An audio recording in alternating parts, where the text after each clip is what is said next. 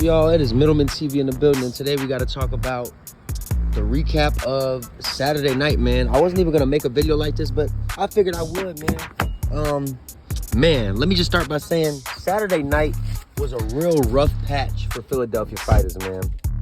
My boy, Stephen Coolboy Fulton, fought this guy named Carlos Castro, and man, did he have to dig deep. I mean, he definitely dug deep in rounds 9 and 10, and he was able to pull out the close decision victory. But it was close, man. I had Fulton going down. I had Fulton down going into round 8. Got dropped by Castro, and the fight could have went either way, man. Fulton showed that he still has a lot of heart, a lot of grit, and he's an exciting fighter, which is why I always was a fan of Stephen Fulton. But man, was it close. And Danny Garcia, man. You know, I met Danny Garcia with Jerron Boots Tennis about a few months ago, and Danny Garcia was a real cool cat, man. Danny Garcia has always struck me as a fighter that, you know, was great. You know what I'm saying? You look at his resume. Stopped Granados. The only guy to stop Granados. Fought Sean Porter. Fought Keith Thurman. Fought Earl Spence. I mean, you know what I'm saying? Danny Garcia has beaten some really good fighters. You know what I'm saying? So, to see Danny Garcia, who's beaten some really good fighters, you know, and he had told everyone all weekend he dared to be great. And then when he said he dared to be great, Danny Garcia quit after getting hit with a straight right by Erislandy Lara, who's 42 years old. He got hit with a straight right, and then he quit in the corner.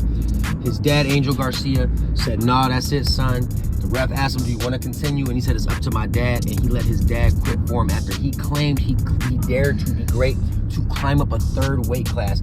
He then went on Twitter to make an excuse on how he dared to be great and climb up a 3rd weight class. Didn't give Lara the credit he deserved. And on top of it, you know, just making excuses, man. The truth is you quit and you weren't ready for 160. And you should have never came back from your 36-month layoff. You should have stayed retired.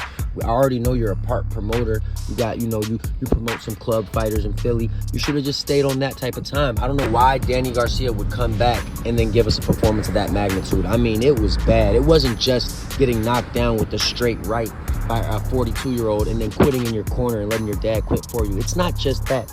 It's also at the fact the first 9 rounds of the fight, you had no idea of the distance. I mean, your timing was miserably off. His timing couldn't have been more off.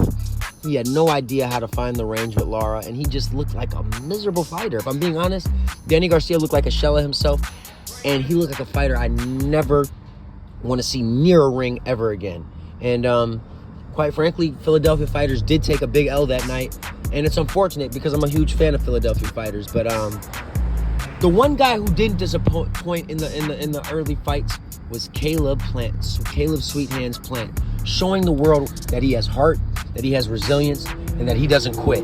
Fought a guy by the name of Trevor McCumbee. A lot of people didn't know who Trevor McCumbee was. I didn't know who he was. I just knew he was a hillbilly with a mustache, 28-0, 21 knockouts. See what he's made of. And he was made of a lot. Knocked down Caleb Plant in the 3rd or 2nd round. Had Caleb Plant hurt in the early rounds, but he was totally outskilled. Caleb Plant was able to bite down on his mouthpiece, dig deep, outskill him, and then once he was able to figure Trevor McCumbee out, it was a mismatch from there on out. Caleb Plant was too skilled, too fast, too good, too strong, and he was able to stop McCumbee, I think, in round 8 or 9. And great stoppage by Caleb Plant, man, just showing that he truly deserves and has always been an elite and a great fighter. And I would love, after seeing Edgar Berlanga rise his stock against Canelo, man, because everybody and they mama, everyone I talked to said Berlanga's going night-night. Berlanga's got no chance to beat Canelo. Man, did he hold his own. And after seeing Caleb Plant, look how good he looked against Trevor McCumbee, and the fact that Caleb Plant and Edgar Berlanga don't have no respect for each other, I think Edgar Berlanga versus Caleb Plant is a mega fight to make, man. That's a mega fight to make in the future. I would love to see that fight. And as for Canelo Alvarez, Canelo fans are going to lie, man. But me as a real fan, I'm going to be the first one to tell y'all, Canelo is a shell of himself, man. He looked 45 years old. He doesn't have the killer instinct to get his opponents out of there in the late half of the fight anymore. And he's just not himself anymore. He looks slow. You know what I'm saying? He was doing this weird little cocky stuff with Berlanga. He would never be able to get that off against David Benavidez, man. And now we know. There's no questions that need to be asked. If he does avoid David Benavidez for the remainder of his career. There's no questions to be asked now. It's obvious why. He's just not good enough. All right, y'all. That's it on Middleman TV. Y'all leave y'all comments in the comment section. Let me know. Do y'all think he'll ever fight David Benavidez, or is he going to be a dud for the rest of his career? I'm gone, y'all. Peace.